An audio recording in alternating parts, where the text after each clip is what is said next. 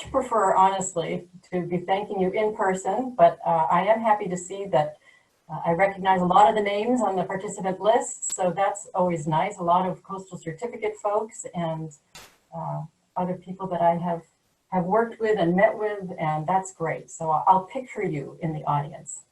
So I have given a version of this talk a number of times because it all seems to intersect this idea of gardening, which I absolutely love and am passionate about, and the connection between that and all waters, really, because all watersheds that lead to Long Island Sound are a very important part of the health and well-being of Long Island Sound. So I'm going to make the effort to connect my passion and hopefully your passion for gardening to how you can actually really make a difference with what you do in your yard. And it's not just for your yard, for those of you who don't have a yard or are interested in helping your municipality, your community, or your church, however you want to do it. There are many applications. So with that, there we go. So I'm going to start with one of my favorite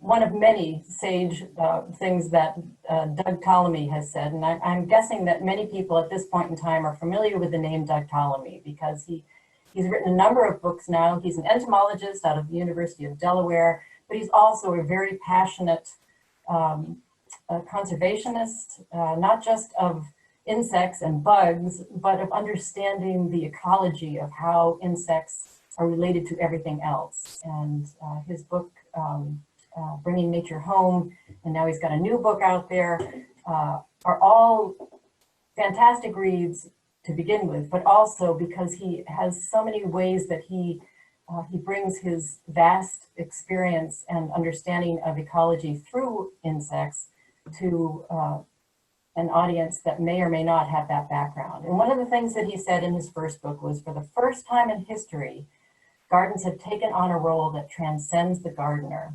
And I love this quote because what he is suggesting here is that while for many years we have used gardens for many good purposes, growing food and very often for the aesthetics of our yards or our neighborhoods, and also just the healthfulness and the love of gardening, and some of us for the love of insects and birds and wildlife and those things. But what Doug is saying is that we now have an opportunity through that love to benefit the world in many ways. And when I say the world, I'm not necessarily making an overstatement, because what he is advocating is that gardens are linked. And we have so much of our landscape, particularly in the eastern part of this country, that are in small parcels. And if every small yard had the means and the interest in doing some of the things that Doug and others have advocated, there could be a huge change in the environment at a local level, and what's more important potentially is in our urban and suburban areas. So let's move on from and see how that actually works. I am actually making the link because I work for the Long Island Sound Study and Connecticut Sea Grant to our proximity to the ocean, to the estuary of Long Island Sound. And I love calling it the gardens of the sea, because estuaries, by their very definition, which are these nearshore areas that have a good mix of both water coming off of the land, off the continent, so fresh water that's nutrient rich and filled with organic materials, mixing with water that's come from deep ocean areas that has its own set of nutrients and qualities that it's bringing. And when those two types of water and all the things that are in them mix in a relatively shallow area, and by shallow, I'm talking, the average depth in Long Island Sound is about 65 feet. So that's reasonably shallow when you think about the depths of the ocean. And because of that depth, there's a great opportunity for mixing of currents and sunlight and temperature changes. And of course, we've got salt, and then we've got the fresh water that's coming in. So there's different levels of salinity.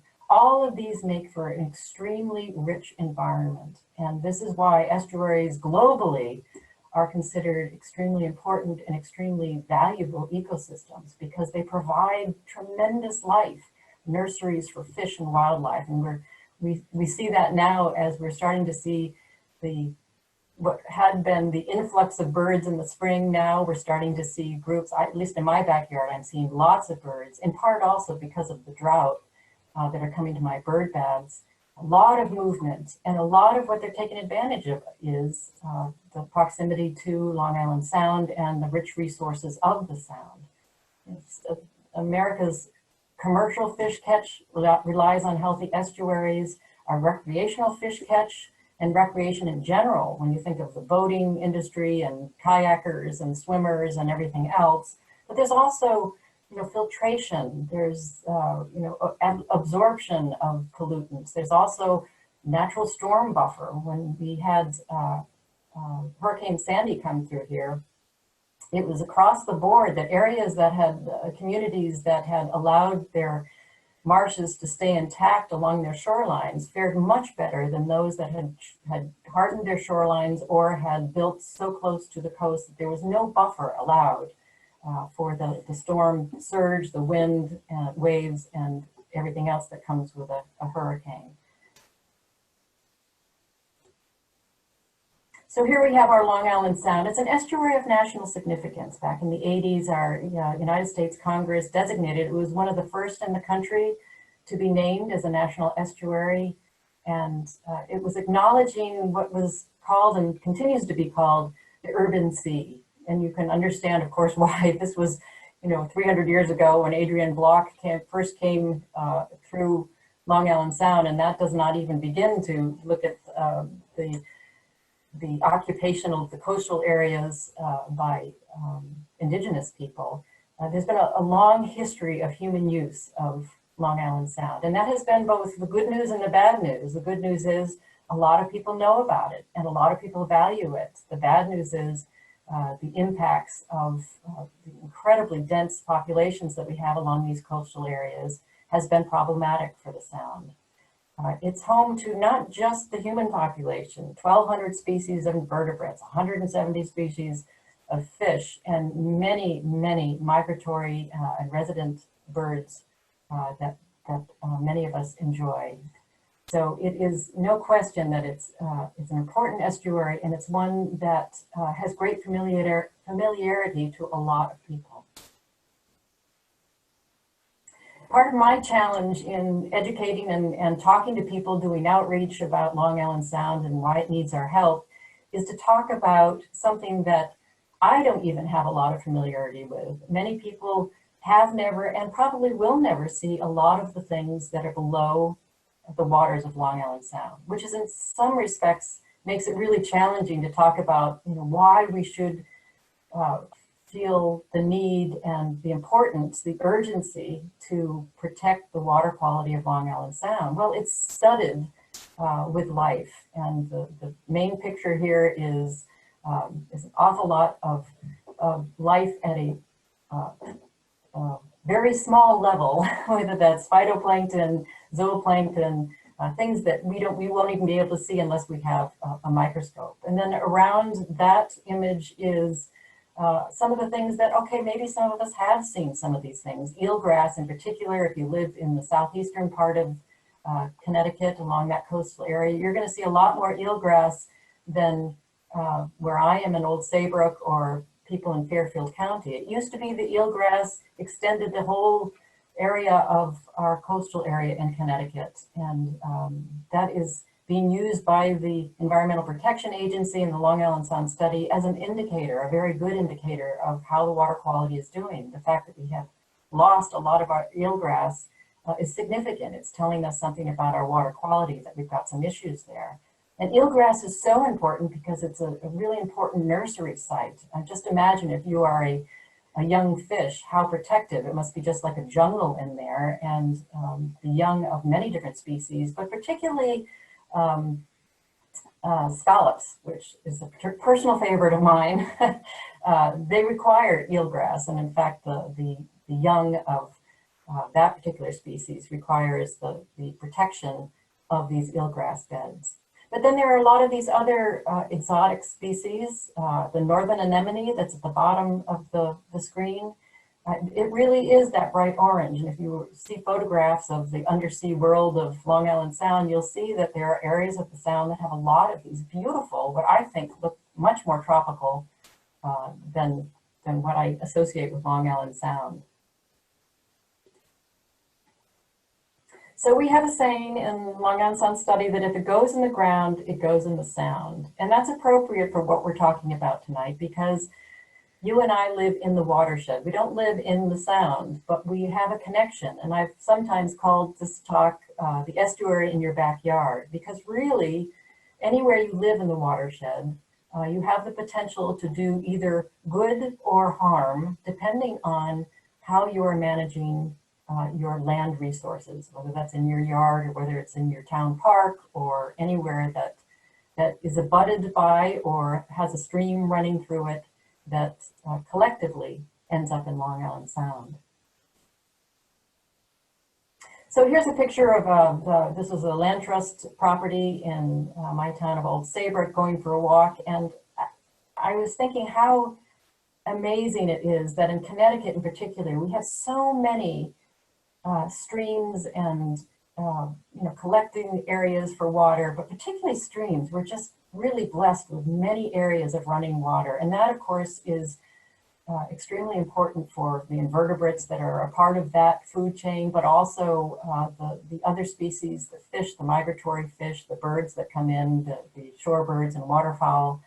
We really have a lot of connections to how healthy Long Island Sound is.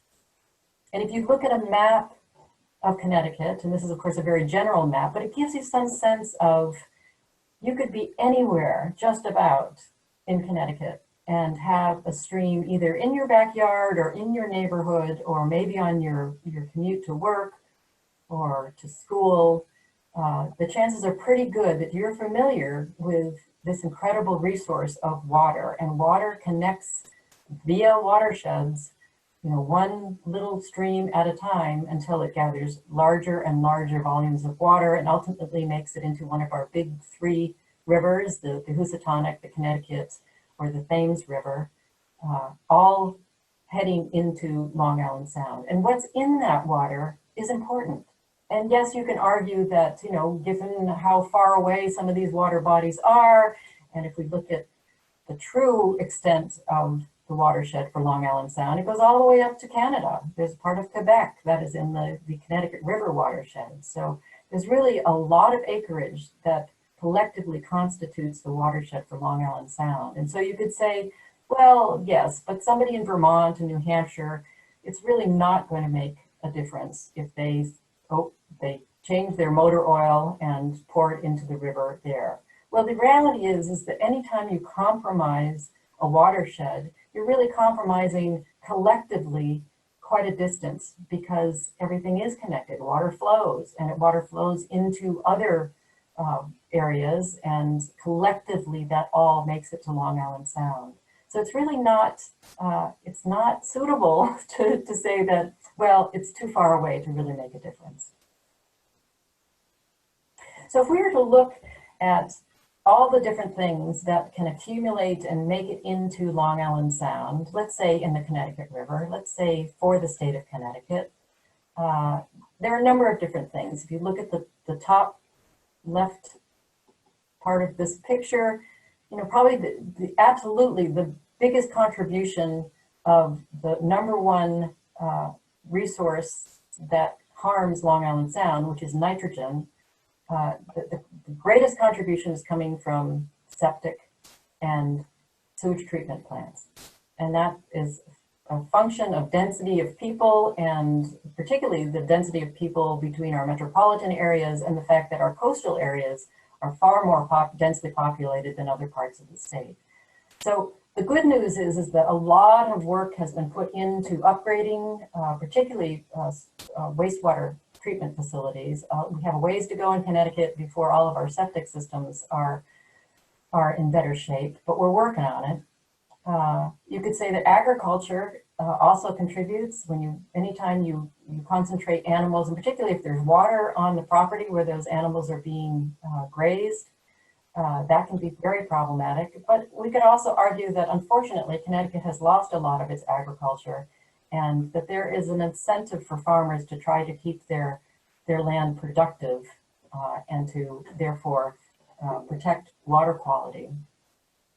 I didn't want to forget also that even though it may be less directly water dependent, even the concentration of automobiles that we have, because we're heavily populated in southern Connecticut and in New York metropolitan area, that the exhaust fumes that comes from our car are a major source of nitrogen. This goes into the air, and when it rains, as it did last night where I am, that comes down as particulates into the water, and that can go directly into Long Island Sound, or it can go into our water bodies that feed into Long Island Sound.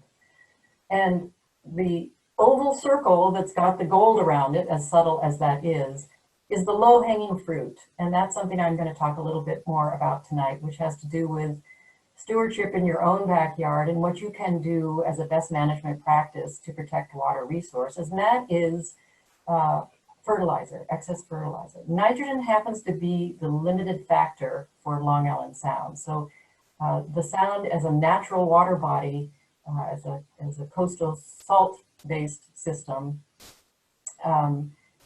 only has a certain amount of nitrogen in it naturally occurring. So when we add a greater amount, which we do by any number of these illustrations here, we throw it off kilter. And what happens as a result of that is that excess nitrogen feeds a huge explosion of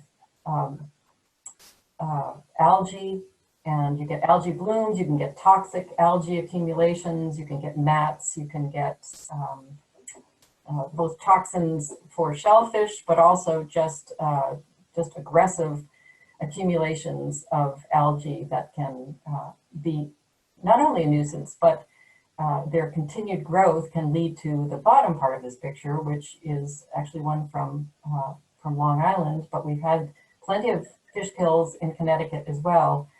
We start to impact the bottom waters, in particular of Long Island Sound, because the ultimate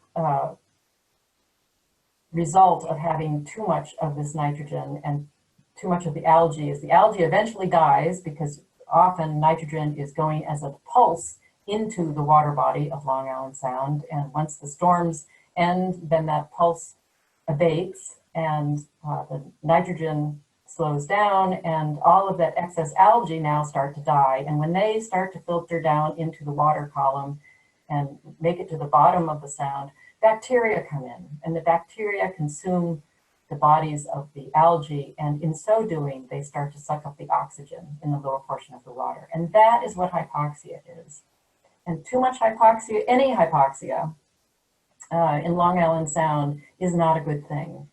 And once again, not to be too depressing about this, we have done a lot collectively. The Long Island Sound Study, which is really a consortium of many different partners, have worked very hard to reduce hypoxic events in Long Island Sound. And we worked on that, and the numbers have come down, the area has come down. But what has been discovered most recently with research that's been done out of marine science program at the University of Connecticut, particularly through Jamie Vaudry and her colleagues, is that we may be getting more of a handle on the main area of Long Island Sound. But now what we are discovering, and what she has discovered by looking at over 110 embayments in both Long Island and New York and in Connecticut, is that our coves and embayments, those places that are really quite a part of our communities. I'm here in Old Saybrook, so we have a number of coves, and that's where people really come in touch with Long Island Sound, you know, the shoreline where you actually experience the sound. And a lot of those areas are having trouble, some of them more acutely than others, but it is again concentrations of nitrogen, and in many cases that is septic. But what Jamie has discovered by a lot of really interesting research is that in some places that is due to fertilizer. And that's where we have an opportunity to make a difference and change some of our behaviors. So I'm going to be talking a lot about plants because plants are an important part of looking at how we can heal a landscape and how we can engage growing things to fix not only air pollution and water pollution, but unhealthy soils. Plants are really marvelous things, and they can do multiple they have multiple environmental benefits. And not the least of which is in this day and age when we're talking a lot about carbon and carbon in the atmosphere, plants we know can bring in and sequester carbon, which makes them equally and dramatically important in our efforts to address a changing climate. And then there are other plants. Not all plants are equal when it comes to looking at the benefits of growing things towards cleaning water and doing a lot of different things that green infrastructure can provide. So one of the things I will also be talking about is turf grasses.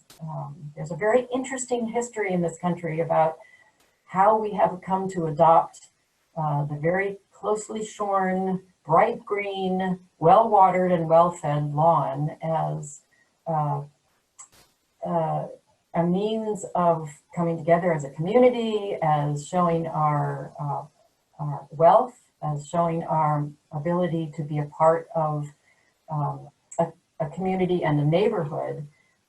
There's a lot of interesting social things that are going on with that. And we don't seem to see a whole lot of abatement at this point in how many acres are going into lawns. You know, we have, as this suggests, an estimated 50 million acres across the United States. That's 75% of that is in residential lawns. And you can see that in our particular state, southern New England, and a part of the eastern seaboard, northeastern seaboard, that this is where we're really seeing the high concentrations of this. And we continue, almost 400,000 acres a year still being converted. I mean, if you think about it, if you were to go and buy a house tomorrow, what percentage of those houses that you look at are going to have a lawn with them? Some bigger than others, some more cared for than others, but it is the default landscape. It is the landscape that we have come to associate with how we develop our landscapes. So I'm guessing that you probably are familiar with the term of green infrastructure, but it's useful to connect it to stormwater management. And stormwater management, of course, is when it rains, what happens when that rain comes down so quickly that either because it's coming down so hard that the plants can't absorb it, or that there isn't adequate amount of plants on the landscape to absorb and or otherwise redirect or slow down that stormwater. And the stormwater can contain and or pick up on its root, particularly if it's a lot of water, all kinds of poisons, toxins, all of the things that we don't want, including nitrogen, to ultimately go to the final receiving water, which is Long Island Sound. So stormwater management is critical to clean water, and the definition is practices that protect, restore, and mimic the natural or native hydrologic condition by providing infiltration. So that's the ability of water to be absorbed so it doesn't run off and take things that we don't want to get to Long Island Sound or to our watershed. It takes it into the soil and lets the soil help remediate or help break down toxins and excess nutrients. Filtration. So filtration is taking some of those nutrients and breaking them down, maybe incorporating them into new plant material, or maybe breaking them into smaller pieces and to other constituents that then become less of an issue to water quality. Also, plants and soil store a lot of things that we would prefer not to get into our water bodies. And by incorporating whatever goes into the soil from stormwater management, plants can also evaporate and take all of the things that has been broken down by the root system and allow that to go through the air or through transpiration of the plant's life process, the way it it goes about its own living. So the environmental benefits that are associated with green infrastructure, water quality treatment, that's what we're talking about today, but also, controlling flooding events. If you have trees and shrubs and even grass to some extent, that's a whole lot better than having pavement, which has absolutely no ability to slow down running water. And that's a huge issue. We start to hear, Fairfield County, for example, a great example of an area that has far exceeded a healthy amount of impervious surface through roads and buildings. And when there are flood warnings, when there's a lot of rain, you can always hear the warning reports that are in Fairfield County in particular because of anticipated flooding because of rain, excess rain. So vegetation can control flooding. It can also provide habitat, and I'm going to focus on habitat because that's one of my favorite things. And it's sort of the low-hanging fruit, again, of what you and I can do to help make a difference on the landscape. Aesthetics, again, we can argue the aesthetics of having a lawn versus the aesthetics of having a meadow. I think we could have a much longer conversation about that, but definitely if you're looking at the difference between viewing a parking lot versus viewing a green space, I think most of us would agree that the aesthetics of greenery and managing a landscape wins. Also cooling, and we're seeing much more of conversation now about the heat island effect, where you have too much impervious surface, you have too much building that reflects or that absorbs heat and then reflects it back out or generates heat that can actually make our cities and increasingly our suburban areas way too hot. And as we see a changing climate and the potential for heat, our climate to change here, even in Connecticut, the ability of plants to cool our immediate surroundings becomes more and more important.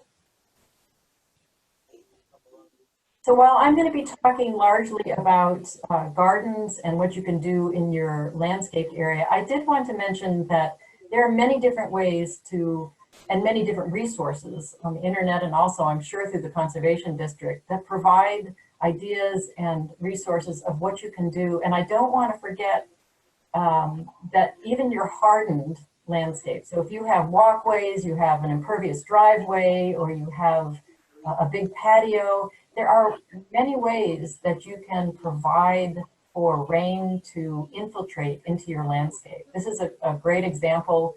I was just watching a webinar this week from the Ecological Landscape Association, which was excellent. And this person was advocating, even your driveway can become a green resource that allows for infiltration and allows, again, the soil to do the lion's share of breaking down and cleaning excess pollutants. And in this case, this is a Prius, how appropriate, but, a car can be leaking gasoline or oil or any number of toxic chemicals that come from a car, and having this greenery can make a difference.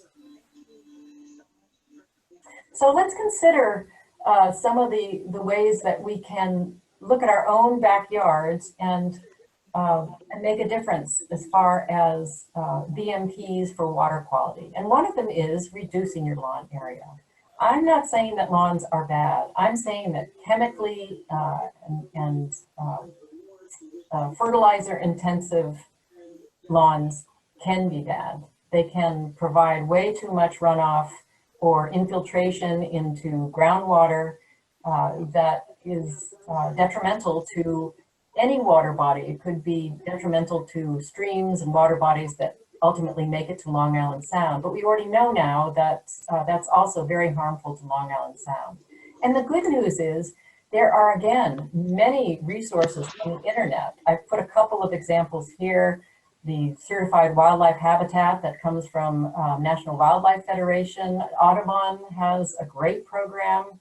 The pollinator habitat is coming from the Xerxes Society, which is a great organization that works on invertebrate conservation. So this is a picture of my backyard. And what I've tried to do is just make walkways, like 4-foot walkways, just enough so I can get around with a wheelbarrow and have enough to walk around, but trying to fill in the rest with vegetation that becomes habitat, because I love watching wildlife in my yard.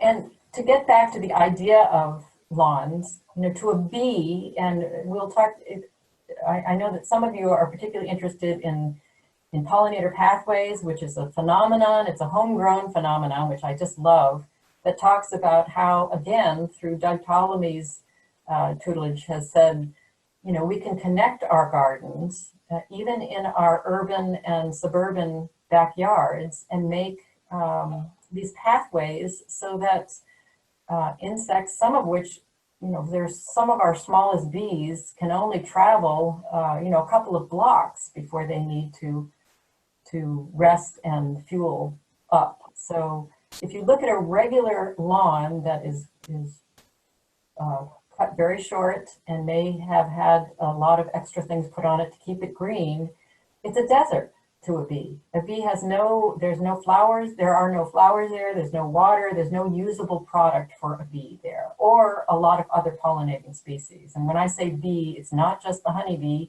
which actually is not native. We have a lot of solitary bees, singular solitary bees that are native to Connecticut and rely on a lot of different diversity in the landscape.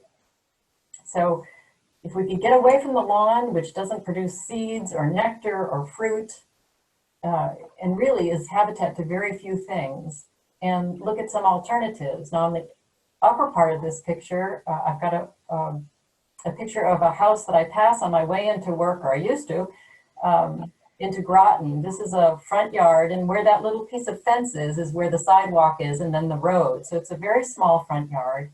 And this is definitely an alternative front yard. It's not any easier necessarily to maintain than a lawn, but you can see the amount of diversity that this family has put in is clearly so much more of interest and importance to a variety of insects and probably small mammals, and certainly for birds.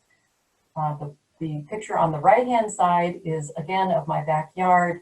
You can see that I have my walkway there, but it was interrupted this spring because where I had tried for several years to get milkweed to grow in my garden, I kept putting seeds in and putting seeds in, and I was not getting anything. And last year, I started to get them. I had a couple plants. This year, they just exploded, and they're very aggressive. And it started to grow through my lawn area, and I thought, well, that's okay. I don't mind. I'm not a real fan of mowing to begin with, but I decided I would just do enough for one mower, my mower, to go through on one side of the garden and let the lawn area fill in with whatever goes in there. So I have some evening primrose that has come in. I've got the milkweed and some interesting grasses. And I love doing this in my yard to see what is in there. And I tend to edit these areas. I don't let them go whole hog, and I will cut them back at some point in the year cycle. But it's so entertaining to see what comes to these sites.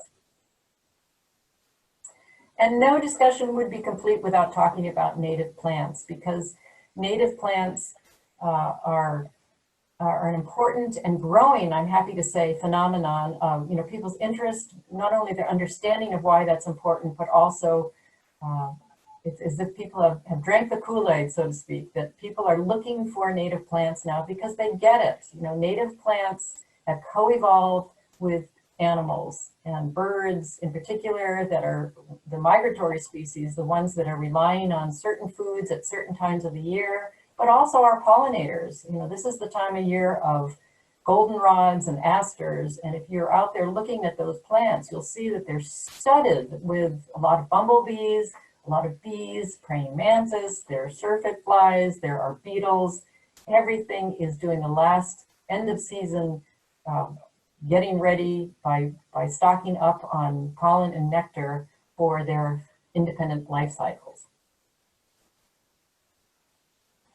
So there's this complex interrelationship between native plants and species. And I can't emphasize enough that this is the coevolution is what has taken years and years. So plants have ways through their resins, through toxins, through the way they grow, the timing that they grow, to ward off insects. And insects have the means and the wherewithal to circumvent some of the ways that plants have of getting rid of the insects. And over time, that has balanced itself such that both of those organisms can they can live together. And that's important. So when we bring in a plant from Japan or from Asia or from England or someplace that is very different has a different set of enemies, insect enemies or insect herbivores, we are suddenly changing that relationship such that plants are no longer have the defenses for certain insects, or insects are taking advantage of, or plants that we've brought in are immune to the insects that we have. The picture that I'm showing there is also something that comes as a result of when we manipulate the genes of plants and create cultivars, which is a popular way. You find a plant, you find some plant that in particular you like the attributes of it, so you reproduce it so that you can have that characteristic for all of the plants. And that's the way we have built a lot of our nursery industry. And people love what they love when they want to see a plant a certain way. The problem with doing that, one of the problems, is that when we hybridize or we grow plants for one characteristic, we find that characteristic and then we reproduce everything from that one mother species or that one plant that had that characteristic. So everything is identical, genetically identical. And maybe we have taken out of the process subtle cues that are important for insect life. And the photograph that you see of this yellow flower, it's probably in the sunflower family, there's an infrared photograph there that shows that plants is part of that evolution of how plants get insects to do their work for them. You can see the red that's circling the center of that flower. Those are indicators for the insect. It's basically the plant saying, here, you want to go here. See where these red things are? Go right to the center, and that's where you're going to find what you want, which is pollen and nectar. But in the process of doing that, the plant is also getting pollinated because the bee is going to carry off pollen to the next flower that it goes to, and thus the partnership continues. The insects get what they need, the plants get what they need. So these are critical resources, and also the timing. We see that if we start to muck with the genetics of certain plants, we're starting also to change the time at which they flower. And this is also the scary part about climate change, is that when we start getting this decoupling or out of sync of insects that are arriving at a time when the birds have passed already, or any number of ways that critical resources are suddenly becoming mismatched. And that's a great concern to people who are interested in nature. So another piece of advice that is critical and very important ultimately to water quality is try to nurture the soil. And nurturing the soil does not mean giving it a lot of fertilizer. And in fact, a couple of webinars recently have underscored this importance of, nature has gotten by for millions of years without fertilizer being added. And what it does is it creates its own fertilizer. And it does it in a time frame that the organisms that live in the soil are capable of absorbing. If you're interested in reading a great book on this, Teeming with Microbes is a great book, and it goes into all of the terrific details about how soils and time, how the timing of the breakdown, the gradual breakdown of nutrients and resources in the soil ultimately turns around into a cycle of food for plants and ultimately for animals.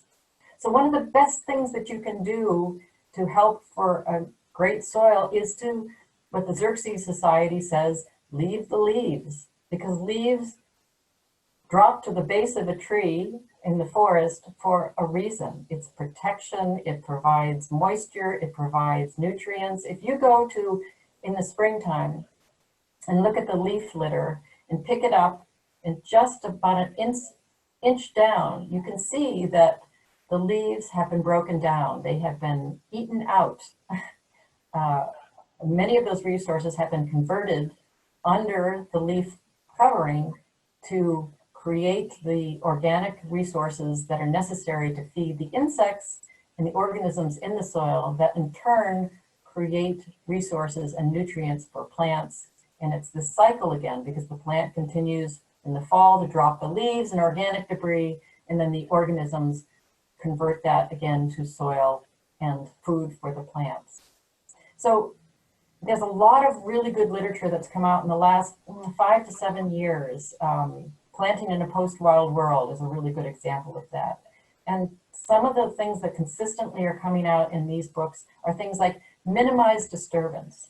The whole idea of no-till landscaping is the idea that has come in the agricultural community that says, geez, every time you take a rototiller or a big piece of farm equipment and tear up the soil, you're tearing up a lot of those organisms that are pictured here that are very important to creating and enhancing the soil. So to the extent that you can just dig into the soil and plant into the soil, and also cover the soil with plants and plant residue, like the leaves or with growing plants, that's very beneficial to the organisms that make for a healthy soil.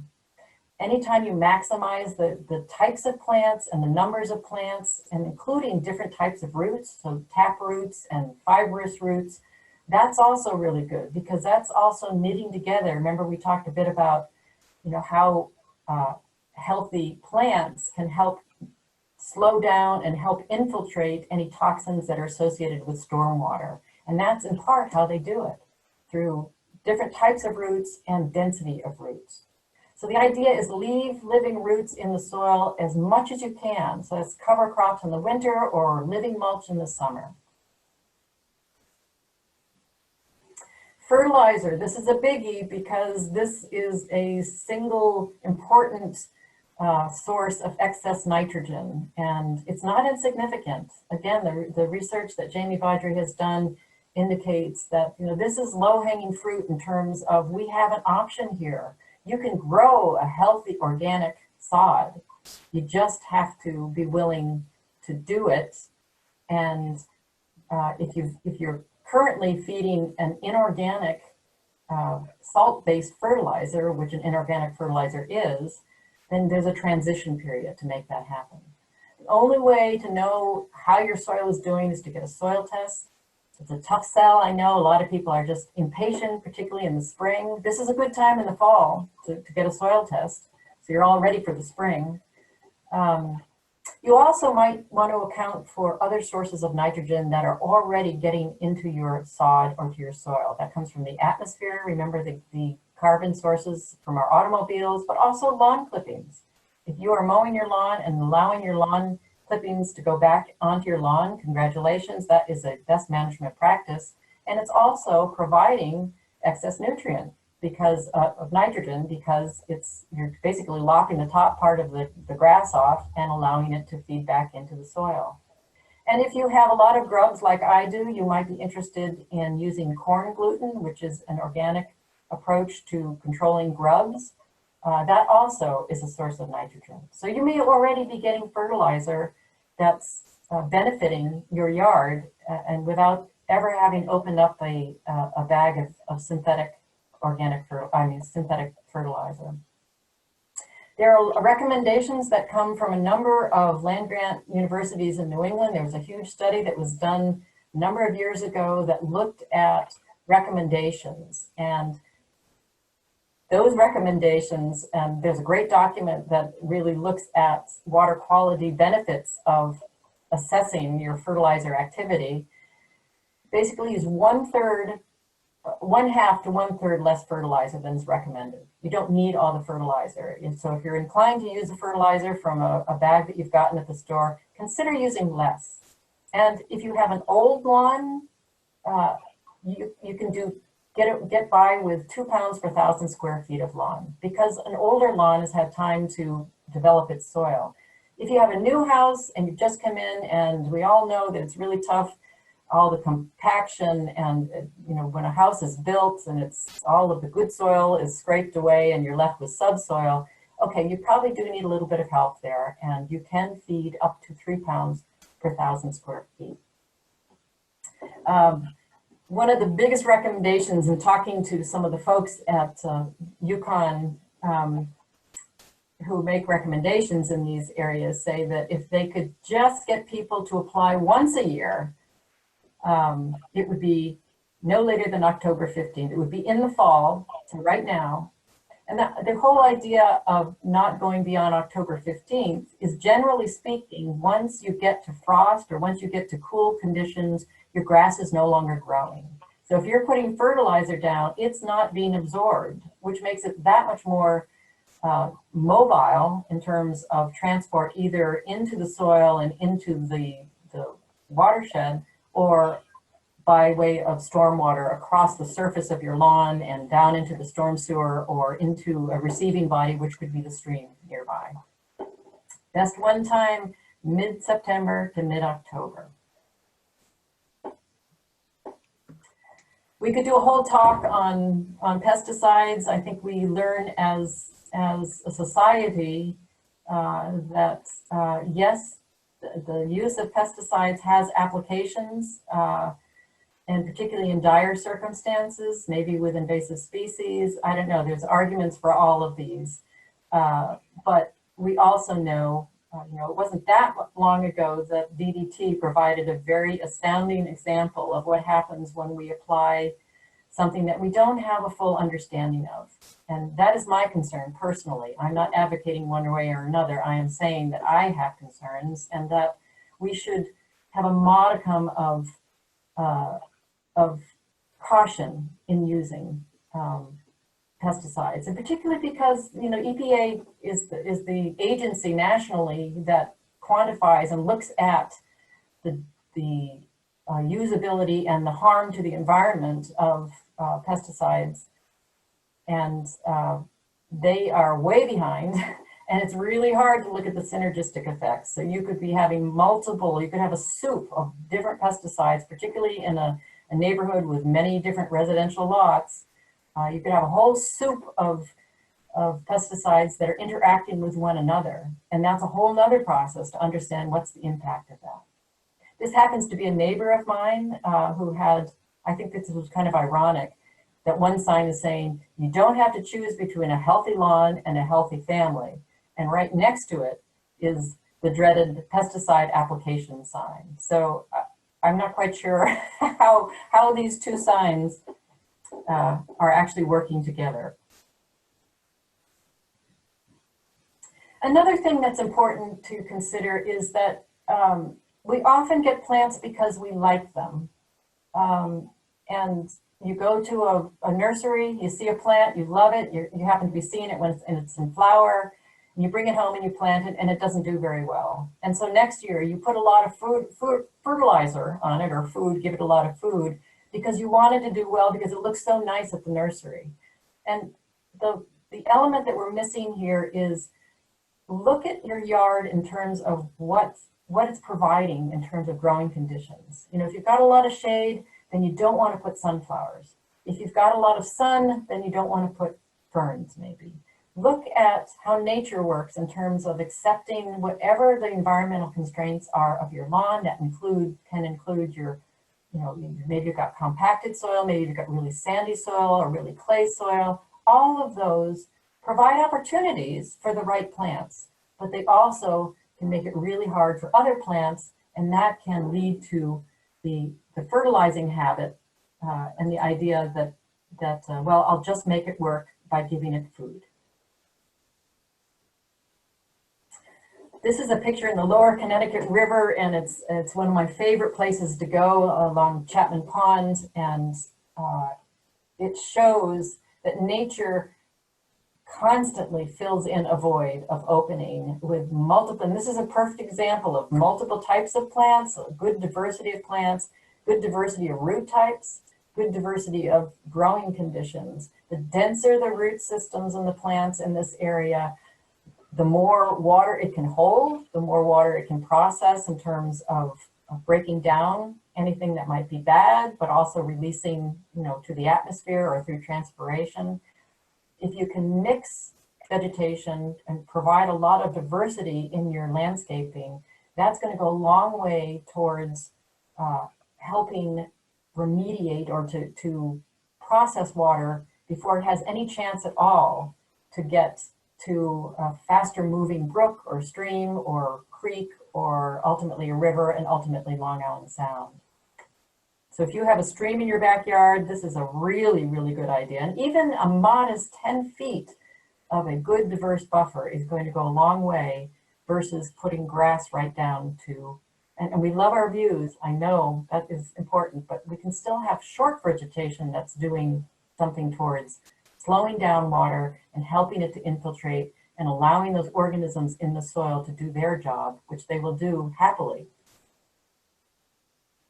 I do want to take a minute just to provide some advocacy for our native bees, because it's not just honeybees that you'll attract by providing resources through native plants and through diverse gardens and landscaped areas, but again, our solitary bees that have a variety of different places that they call home and can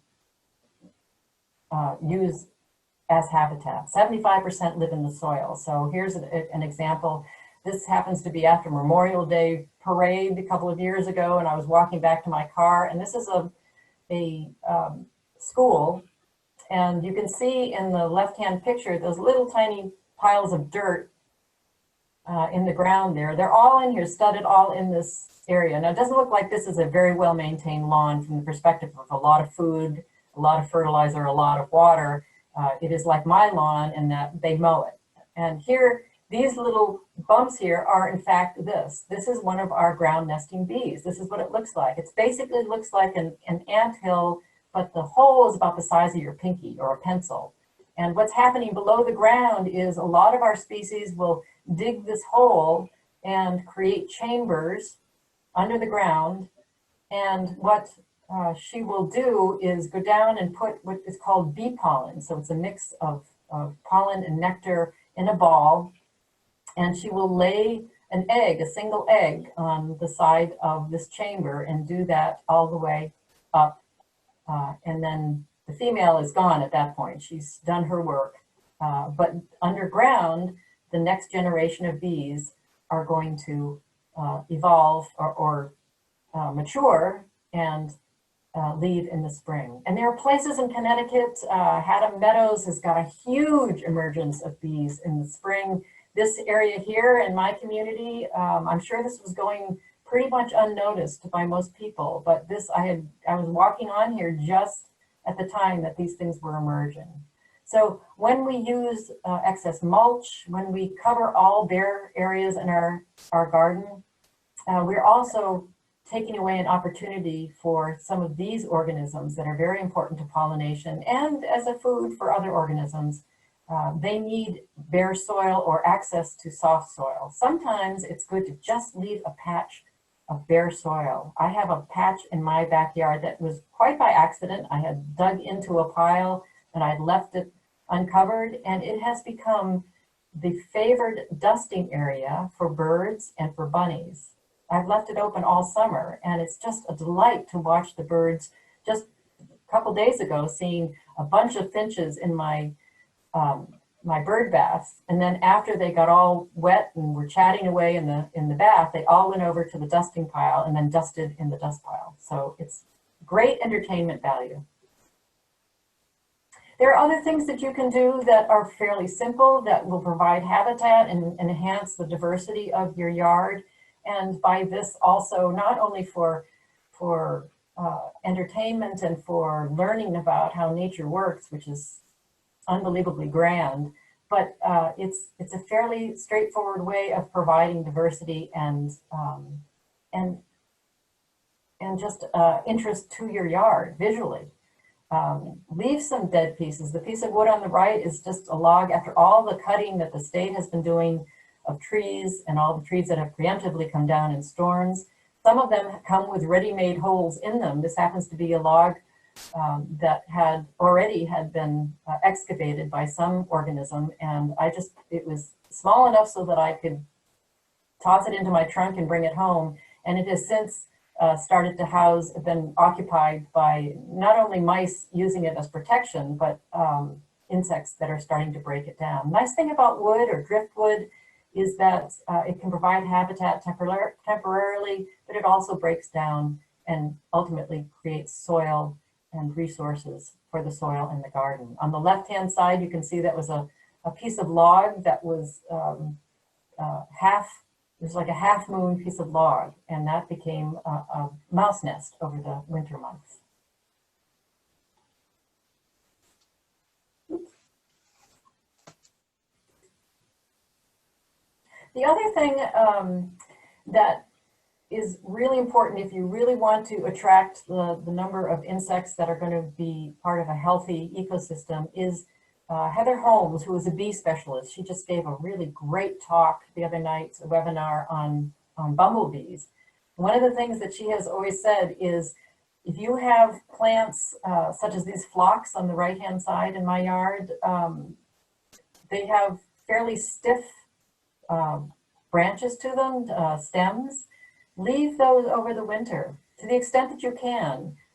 Heather recommends between 12 and 18 inches. So they're tall enough off the ground so that you have bees like the carpenter bee that will come into these open sections and create homes for their young, basically. So Judy, on the right. If I could interrupt for just a sec, we lost your presentation. Oh no! So for some reason it stopped sharing. Oh.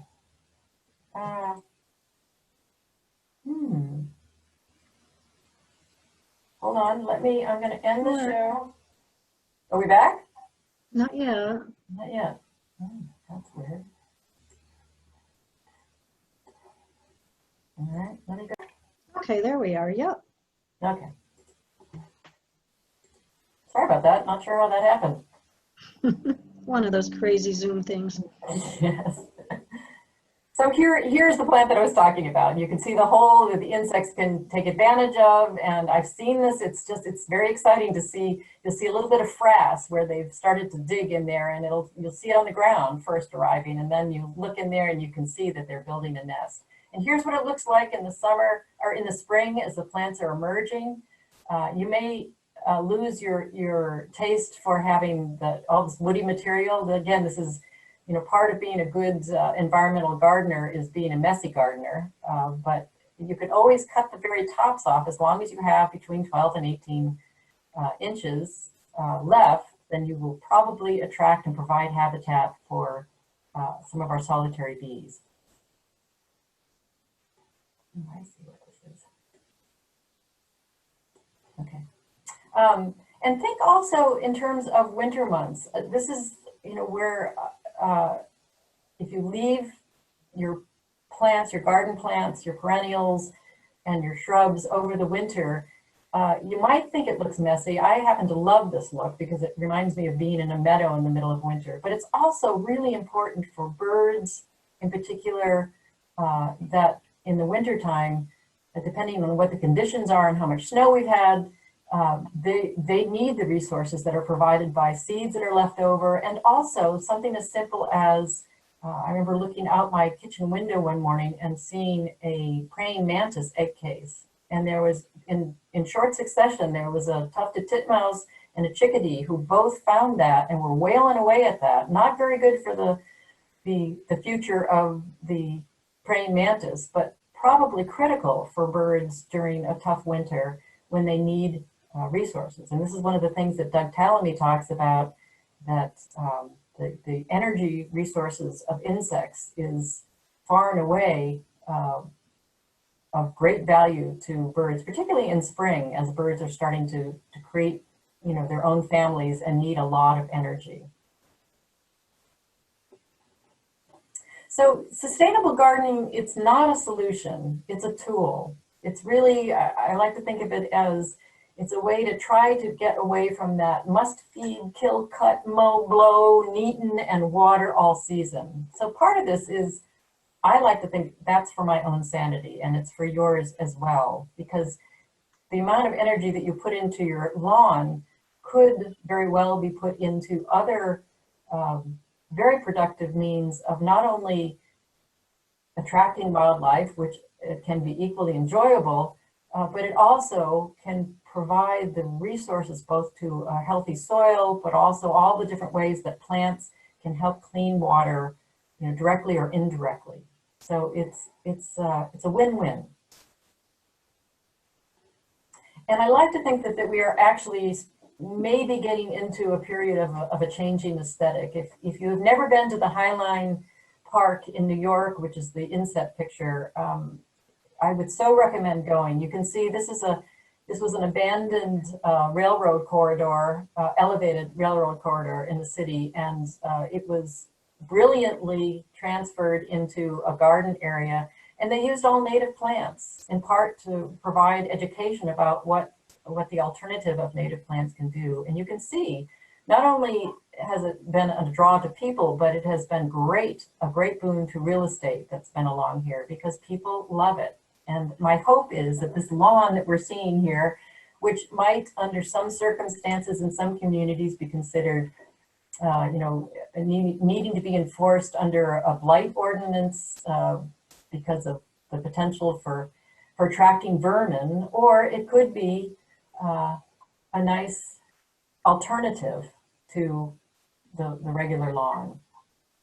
And during this time of COVID, when it's been challenging for everybody, and gardens, I think, have really come up in people's, the tools that people have used to try to find some calm. And this is a quote that I found in a New York Times opinion piece in 2019. And I just love it because it says something to me. So I can remind myself all day long, every day, that there's a difference between doing something and doing nothing. That something, small as it might seem, is not nothing. The space between them is far apart, limitless, stretching distances apart. It's the difference between a heartbeat and silence. So I like to think that all of the alternatives that you can provide and all the ways that you can enhance your yard for you can also enhance it for many other forms of life. These conservation landscapes benefit many life forms. This is a tour boat that Sound Waters provided, and boy, to see how fascinated these kids are with all things creepy that come out of the water was so great, because these are the kids that are going to have responsibility for stewardship into the future. And so what a great way through your own backyard to provide an opportunity for learning and growth, and to also provide a healthy Long Island Sound that they can enjoy equally. And so with that, I'm sorry I've taken us a little bit longer, but I want to thank you for your attention, and nice to see the names anyway of former Postal Certificate folks and others. I wish everyone well and hope that happy gardening to you this fall. Excellent. Thank you so much, Judy. That was really great. So if you have any questions for Judy, feel free to unmute yourself and go ahead and ask, or if you like, I'll keep my eye on the chat box and you can type your question in and I'll read it out for you.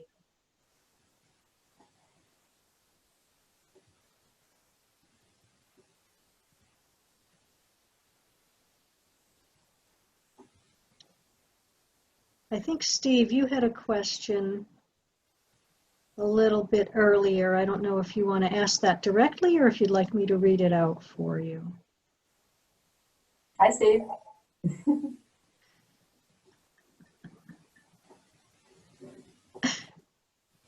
Okay, I'll read it out. So Steve was wondering, If you, Judy, have any suggestions on how to change people's behavior for folks who live near conservation areas, watercourses, or wetlands, and view dumping their yard waste as a benefit to a natural area. Oh boy. Yeah, that's a common one. This idea that lawn clippings are good and I just don't want it on my yard.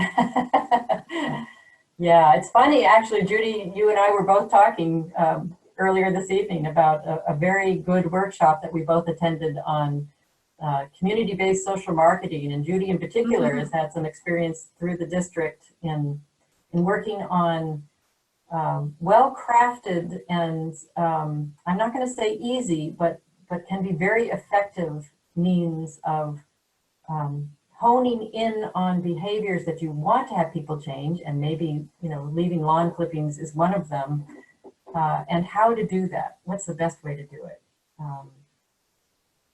It's not there's no quick solution to that.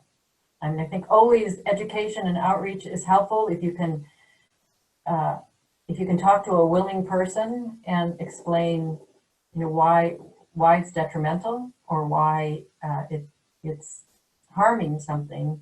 I think most people want to do the right thing, but I know, Steve, that you you have experienced, as many of us have experienced, how daunting that feels. So I'm afraid I didn't answer that, but. Suzette would like to know, what would be the minimum size needed for a rain garden to help reduce water flow to storm sewers? Oh my gosh. There's UConn through the NEMO, the Non-Point Education for Municipal Officials, has a whole app, a phone app, that's on rain gardens. And that will give you some size of area and what you need and what plants you can do. I'm going to say that just about any rain garden that you do is going to have an impact. The larger, the better. But there is actually a way that you can quantify the area that you're collecting water from, i.e. the roof or the impervious surface, wherever it is. And it'll tell you, and that rain garden app will give this information to you, how big your rain garden needs to be in order to take that quantity of water and do what rain gardens are good at doing.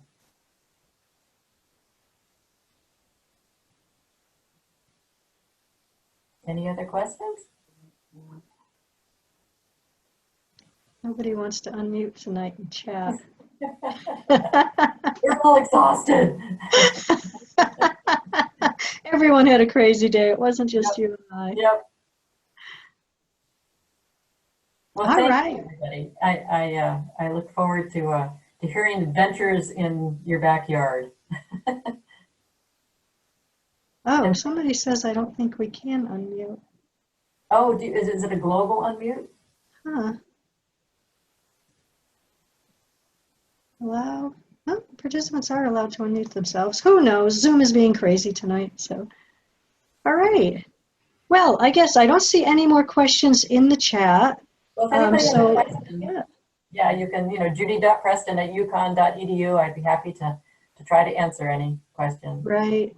Great. Well, thank you, Judy, so much. That was really excellent. I certainly enjoyed it, and I hope everyone else did too. Thank you, and to the district as well for offering. Oh, my pleasure. So this is the last in our 5 webinar series on Southeast Connecticut coastal water quality. And I want to thank you all for logging in tonight. I know that a number of people that were on tonight have been with us through the entire series, and I appreciate you signing in and sticking with us. If you have any questions about any of the webinars, you can contact me. Again, my email is judy.rondo@comcast.net. And as I said at the beginning of the presentation, I have recorded all of the webinars, and if they are not posted yet, they will be posted. You can look on our website, conservect.org/Eastern. Or again, just email me and I will send you the link. And with that, I'm going to go ahead and end, and I want to wish everyone a nice evening. Bye now. Thank you. Bye, Judy. Bye.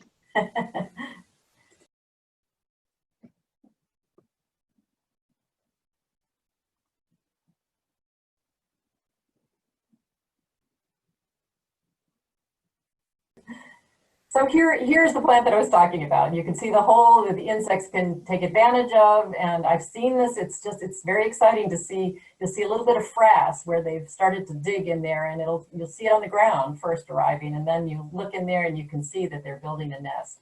And here's what it looks like in the summer or in the spring as the plants are emerging.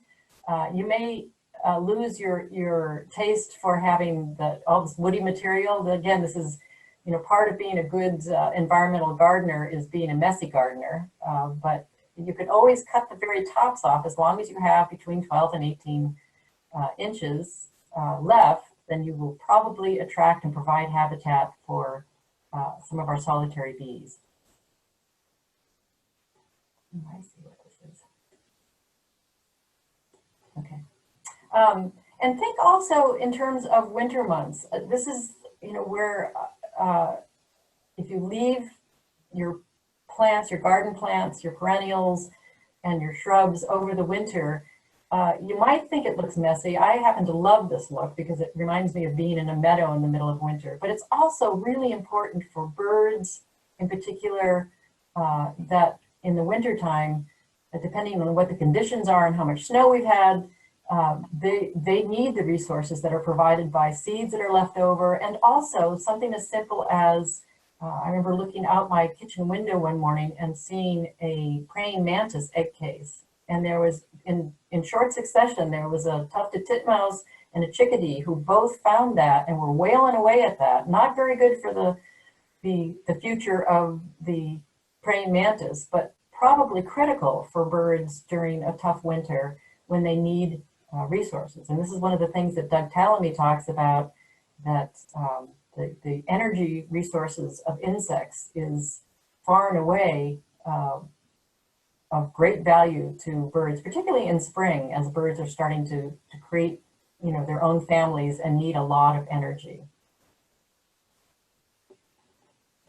So sustainable gardening, it's not a solution, it's a tool. It's really, I like to think of it as it's a way to try to get away from that must feed, kill, cut, mow, blow, neaten, and water all season. So part of this is, I like to think that's for my own sanity, and it's for yours as well, because the amount of energy that you put into your lawn could very well be put into other very productive means of not only attracting wildlife, which can be equally enjoyable, but it also can provide the resources both to a healthy soil, but also all the different ways that plants can help clean water, directly or indirectly. So it's a win-win. And I like to think that we are actually maybe getting into a period of a changing aesthetic. If you've never been to the Highline Park in New York, which is the inset picture, I would so recommend going. You can see this was an abandoned railroad corridor, elevated railroad corridor in the city, and it was brilliantly transferred into a garden area. And they used all native plants, in part to provide education about what the alternative of native plants can do. And you can see, not only has it been a draw to people, but it has been a great boon to real estate that's been along here because people love it. And my hope is that this lawn that we're seeing here, which might under some circumstances in some communities be considered needing to be enforced under a blight ordinance because of the potential for attracting vermin, or it could be a nice alternative to the regular lawn. And during this time of COVID, when it's been challenging for everybody, and gardens, I think, have really come up in people's, the tools that people have used to try to find some calm. And this is a quote that I found in a New York Times opinion piece in 2019. And I just love it because it says something to me. So I can remind myself all day long every day that there's a difference between doing something and doing nothing. That something, small as it might seem, is not nothing. The space between them is far apart, limitless stretching distances apart. It's the difference between a heartbeat and silence. So I like to think that all of the alternatives that you can provide and all the ways that you can enhance your yard for you can also enhance it for many other forms of life. These conservation landscapes benefit many life forms. This is a tour boat that Sound Waters provided, and boy, to see how fascinated these kids are with all things creepy that come out of the water was so great, because these are the kids that are going to have responsibility for stewardship into the future. And so what a great way through your own backyard to provide an opportunity for learning and growth, and to also provide a healthy Long Island Sound that they can enjoy equally. And so with that, I'm sorry I've taken us a little bit longer, but I want to thank you for your attention, and nice to see the names anyway of former postal certificate folks and others. I wish everyone well and hope that happy gardening to you this fall. Excellent. Thank you so much, Judy. That was really great. So if you have any questions for Judy, feel free to unmute yourself and go ahead and ask, or if you like, I'll keep my eye on the chat box and you can type your question in and I'll read it out for you.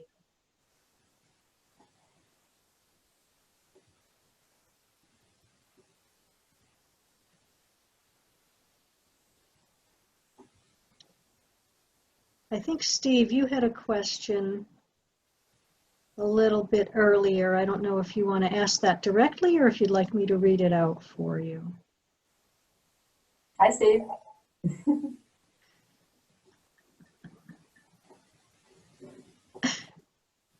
Okay, I'll read it out. So Steve was wondering if you, Judy, have any suggestions on how to change people's behavior for folks who live near conservation areas, watercourses, or wetlands, and view dumping their yard waste as a benefit to a natural area. Oh boy, yeah, that's a common one. This idea that lawn clippings are good, and I just don't want it on my yard. Yeah, it's funny actually, Judy. You and I were both talking earlier this evening about a very good workshop that we both attended on community-based social marketing, and Judy in particular has had some experience through the district in working on well-crafted and I'm not going to say easy, but can be very effective means of honing in on behaviors that you want to have people change, and maybe leaving lawn clippings is one of them, and how to do that. What's the best way to do it? It's not there's no quick solution to that. I mean, I think always education and outreach is helpful if you can talk to a willing person and explain, why it's detrimental or why it's harming something. I think most people want to do the right thing, but I know, Steve, that you you have experienced, as many of us have experienced, how daunting that feels. So I'm afraid I didn't answer that, but. Suzette would like to know, what would be the minimum size needed for a rain garden to help reduce water flow to storm sewers? Oh my gosh. There's UConn, through the NEMO, the Non-Point Education for Municipal Officials, has a whole app, a phone app, that's on rain gardens. And that will give you some size of area and what you need and what plants you can do. I'm going to say that just about any rain garden that you do is going to have an impact. The larger, the better. But there is actually a way that you can quantify the area that you're collecting water from, i.e. the roof or the impervious surface, wherever it is. And it'll tell you, and that rain garden app will give this information to you, how big your rain garden needs to be in order to take that quantity of water and do what rain gardens are good at doing.